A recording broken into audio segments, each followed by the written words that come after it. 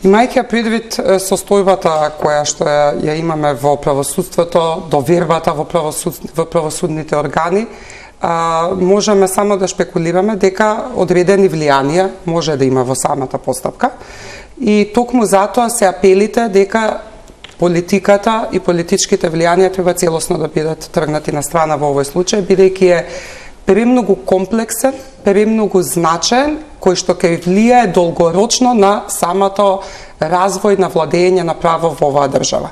И токму тие причини, таа постапка мора да биде тргната од спрегите на политичките влијанија. За жал, тоа што го видовме во минатото со многу вакви или слични случаи, како што беше Ласкарци, Беса Транс, како што беше модуларната болница во Тетово, видовме дека има индиции за политичко влијание на самите... И нерасчистена одговорност? Имено.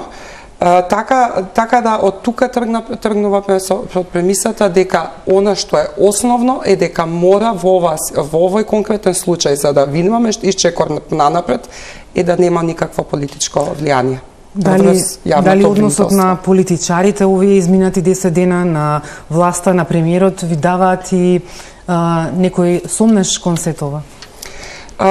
Уште од самиот старт, од кога започна целата истрага, гледаме дека се превземаа многу активности пред од јавното обвинителство со предистражната постапка, покренувањето, начинот на кој што се води, кој што го покрена случајот. Тука и извршната власт се зема доста значајна улога во начинот на кој што се вклучи во активностите поврзани директно или индиректно со случајот, но тоа што сакаме да апелираме е дека функцијата основна за водење на истрагата е пред се во рацете на јавниот обвинител. Јавниот обвинител е тој кој што ја има клучната улога во оваа состојба, во оваа конкретна ситуација и од него треба да излегуваат основните информации кои што се поврзани со самата истрага.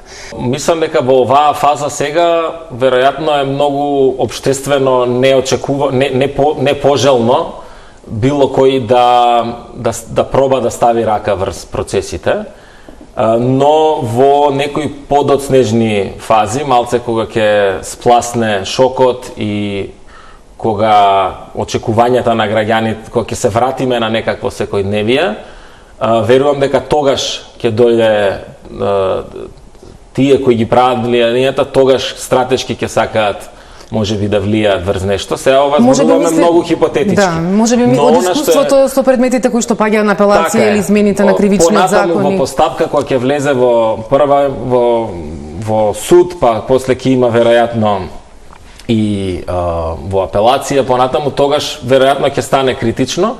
И тука би сакал да истакнам улогата на активното граѓанство, кое треба да не го заборави овој случај и верувам дека нема да го заборави, за да континуирано врши различни типови на притисок врз сите три власти, пред се судската, но и извршната и законодавната, за овој случај да не биде брзо заборавен, како што за жал претходни случаи беа подзаборавани, па потоа кога имавме очекувано, неочекувани лоши пресуди, се освестувавме, гледавме дека па ништо овде нема, никој нема да лежи и така натаму.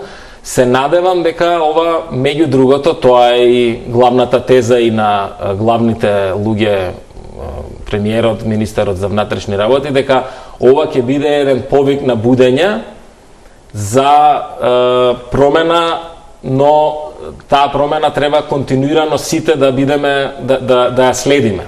Затоа што ако во еден момент оставиме таму некаде да тера процесот, тогаш ќе има влијанија од тие кои имаат интерес да се заташкаат работите.